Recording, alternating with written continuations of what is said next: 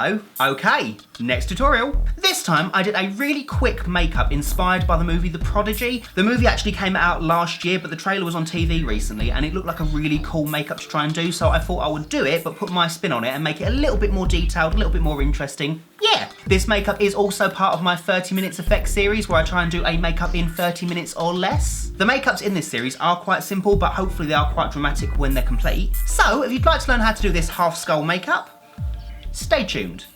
So the first step of this makeup is going to be completely optional, and that is to block out the eyebrow on the skull side of the face. The reason I say it's optional is because the socket of the eye is going to be in that area and it will just have a crisper edge if the eyebrow is flat, but it won't ruin the illusion too much if you don't block it out. So I'll pop a quick link on the screen up there. That link will take you to a video that I did in the past to teach you how to block out your eyebrows, just so I don't have to show you in this video to make things go a little bit quicker. So I'm going to go block out my eyebrow and we shall go from there. So now that my brow is blocked out, I can take a white watercolour, I'm using one by Superstar, and we can apply that going directly down one side of the face, except we're not going to paint the ear or the neck.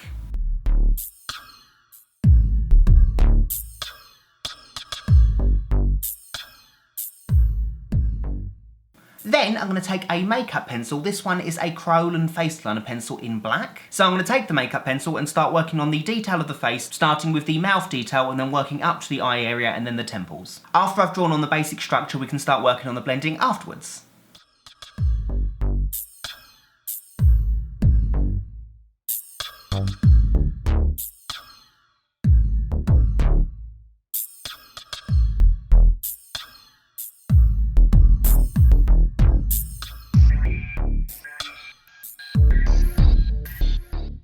So once you've got the initial shape all mapped out, we can start colouring in the hollow areas. So I'm going to take another watercolour by Superstar. This one is in black, and I'm going to paint the hollow area of the cheek.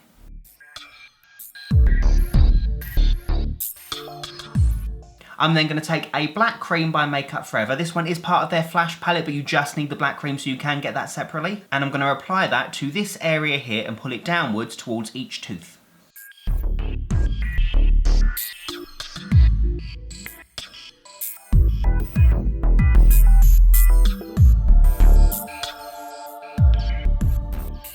I'm then going to do a similar thing with the black cream and the bottom teeth, which is apply the black cream to each line and then taper it downwards and then together with the tooth next to it.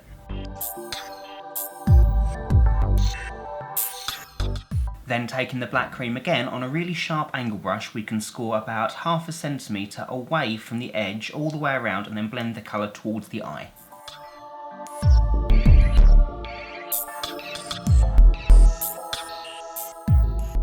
So there we go, it just makes the cheekbone look a little bit more rounded and raised off the face. So then I'm going to take my Faceliner pencil again and continue the shape around my eye and then work up onto the temple.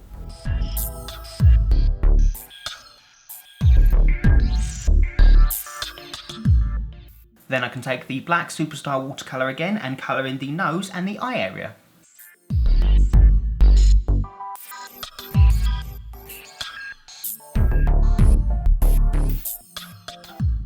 Then we can do exactly the same method that we did for the cheekbone, which is take the black cream, go around the eye and around the nose and then blend that colour away. It's worth noting I am only going to go around the bottom half of the eye and not the top.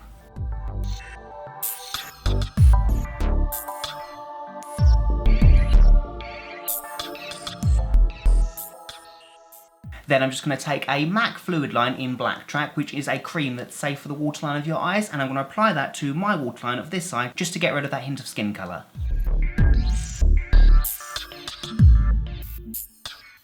Also, a nice little tip that I taught myself a while ago now, if you want to make a colour look incredibly dark and as if it's really hollow and sinking back, it does help to apply a black eyeshadow over the top of the colour. I'm using Sugarpill's Bulletproof. The reason it works is because it's letting hardly any colour in, there's no reflective surface. That's why that impossible colour, which is called Vanta Black, I believe, is so completely dark. It doesn't let any light in, so it looks completely hollow. It's brilliant. So I'm just applying that to the areas where there is already black watercolour. I'm then going to take the black cream again and apply that to my temple and then blend the colour away. I'm also going to apply it to this area here and blend it downwards, just to make it look like this area is really protruding forward.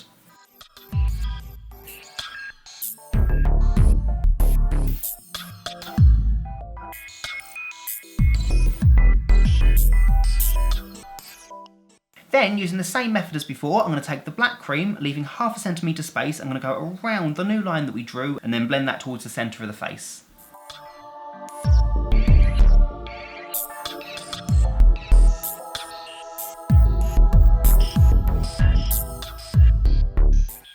Then again with the black cream, I'm going to start working on this blank area here because I think it needs a bit more detail. So I'm going to make a brow furrow just to make the eye look extra angry, and I'm also going to go up and around the forehead just to make the forehead look a little bit more round, because if it was a skull there wouldn't be any flesh to kind of bulk it out, if that makes sense. What a lovely word, flesh.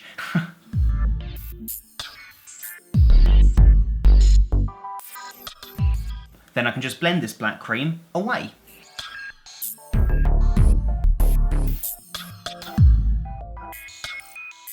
I can then take the black watercolour and colour in the jawline.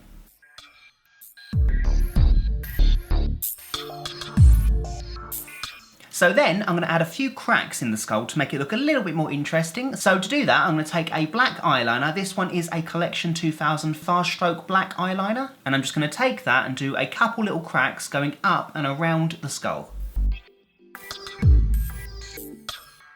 So this next step is entirely optional. It's something I like doing whenever I do this kind of half face makeup, and that is to take a Kryolan Bruise wheel and take the dark blue from this palette and apply that onto the eye that is untouched. That way I can make this side look a little bit more sinister, if that makes sense, a little bit more tired and ill, and it kind of just helps the whole thing come together. So I'm just going to apply that dark blue cream underneath my eye and in the corner on top of my eye and blend it away.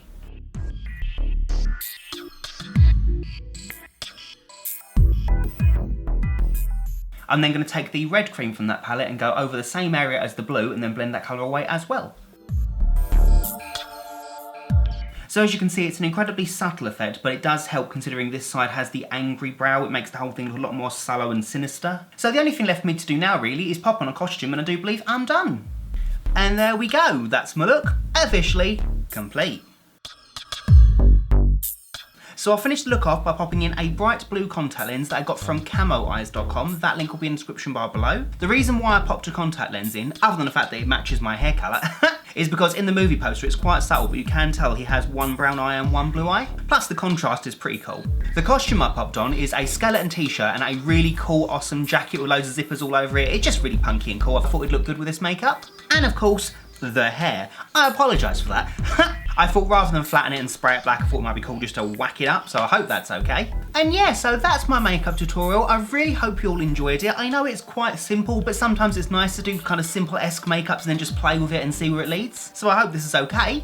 And remember, if you like this tutorial, please make sure to, you know the usual, like, comment, subscribe and all that jazz. And yeah, so until next time, bye fluffies!